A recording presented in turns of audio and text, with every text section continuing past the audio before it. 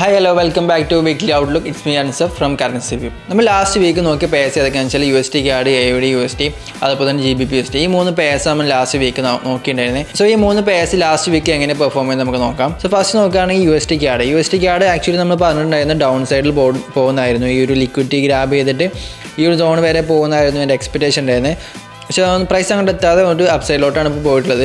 So price ഈ ഒരു ഏരിയയിൽ എത്തിയതിന് ശേഷം റിവേഴ്സിലാവുന്നതാണ് എൻ്റെ എക്സ്പെക്റ്റേഷൻ. ഇതും ബ്രേക്ക് ആവുകയാണെങ്കിൽ പ്രൈസ് എന്തായാലും ഈ ഒരു ഏരിയ വരെ എത്തിയിട്ടായിരിക്കും പ്രൈസ് ഇനിയും ഡൗണിലോട്ട് പോകാമെന്നാണ് എൻ്റെ എക്സ്പെക്റ്റേഷൻ.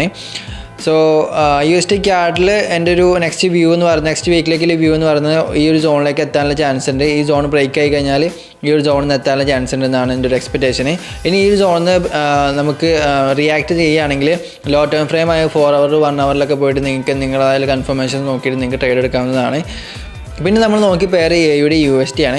AUD USDയിൽ എൻ്റെ ഒരു എക്സ്പെക്റ്റേഷൻ എന്തായിരുന്നു വെച്ചാൽ ഈ ഒരു സോണിക്ക് ഈ ഒരു ഡേ ടൈം ഫ്രെയിമിൽ ഈ ഒരു സപ്ലൈ സോണിക്ക് എത്തുന്നതായിരുന്നു എൻ്റെ ഒരു എക്സ്പെക്റ്റേഷന്.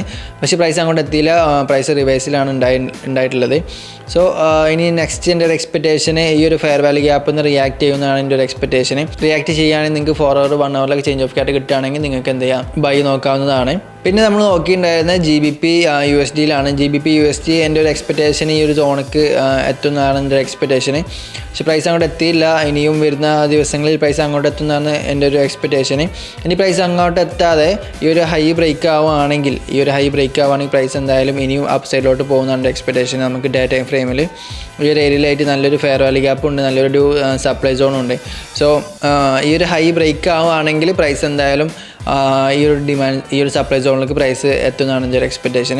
സോ ഇതാണ് ഈ 3 പേരിലും നെക്സ്റ്റ് വീക്കിലേക്ക് എൻ്റെ ഒരു എക്സ്പെക്റ്റേഷൻ ഇതാണ്. സോ നിങ്ങളുടേതായ കൺഫർമേഷൻസ് ഒക്കെ നോക്കിയിട്ട് വേണം നിങ്ങൾ ട്രേഡ് ചെയ്യാൻ വേണ്ടിയിട്ട്. സോ നമുക്ക് വൈൻഡപ്പ് ചെയ്യാം. Thank you for watching this video.